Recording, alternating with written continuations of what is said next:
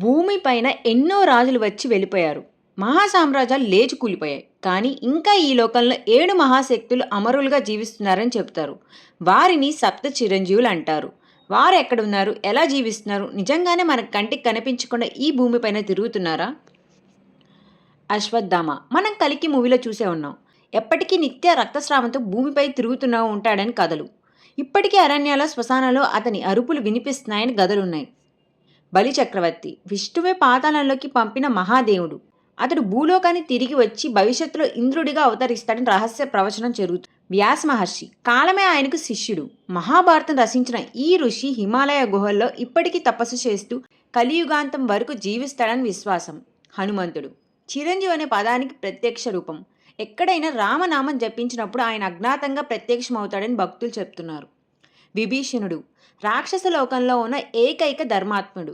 ఇప్పటికీ లంకా రక్షకుడిగా నిలిచి శ్రీరాముడి సేవలో ఉండాడట. కృపాచార్యుడు అమరత్వాన్ని పొందిన మహర్షి. కురుక్షేత్రం తర్వాత కూడా జీవించి ఇప్పటికీ భూమిపై తిరుగుతున్నాడని చెప్తున్నారు.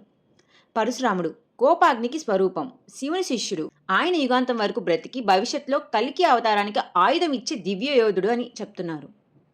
అసలు వీళ్ళందరూ ఎక్కడున్నారు? ఇప్పటికీ భూమిపైన మన చుట్టూ తిరుగుతున్నారా?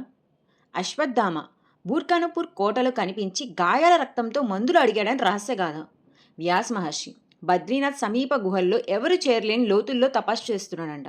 హనుమంతుడు కొందరు భక్తులు రాత్రి యాత్రలో ఆయన్ని చూశామని ప్రమాణం చేశారు. లేదా హిమాలయాల్లో రహస్యంగా తపస్సు చేసుకుంటున్నాడని ఒక గాథ కూడా ఉంది. విభీషణుడు లంకలో ఒక అదృశ్య శక్తి స్వరూపంగా ఉన్నాడని రహస్యం. బలి సంవత్సరానికి ఒకసారి బలి పౌర్ణమికి తిరిగి భూమిపైకి వచ్చి వెళ్తుంటాడని నమ్మకం. కృపాచార్యుడు యోగసిద్ధుడిగా పర్వతాల్లో మాయమవుతున్నాడని విశ్వాసం. పరశురాముడు మహేంద్ర పర్వతంలో అజ్ఞాతంగా తపస్సు చేస్తున్నాడని అంటున్నారు. ఈ చిరంజీవులు నిజంగానే మన మధ్యలో ఉన్నారా? లేక ఇవన్నీ కాలాన్ని మించి నిలిచే ఆధ్యాత్మిక శక్తులు ప్రతికూలాలా? క్వాంటమ్ ఫిజిక్స్ చెప్పినట్టు వారు హయ్యర్ డైమెన్షన్స్లో జీవిస్తూ ఉంటారా? లేక భక్తుల విశ్వాసాలు వీరిని చిరంజీవులుగా నిలిపాయా? ఏదో ఒకరోజు కలియుగం చివరిలో వీరందరూ మళ్ళీ ప్రత్యక్షమవుతారని గ్రంథాలు చెప్తున్నాయి. అప్పుడు మనకి కనిపిస్తారు. అప్పటి వరకు వారు అజ్ఞాతంగా మన చుట్టూ తిరుగుతున్నారా? లేక మనకే కనిపించిన లోకాల్లో జీవిస్తున్నారా? సత్యం ఇప్పటికీ ఒక రహస్యంగానే ఉండిపోయింది. ఇలాంటి ఇంట్రెస్టింగ్ మిస్టీరియస్ వీడియోస్ కోసం subscribe my channel talks of Tanvi.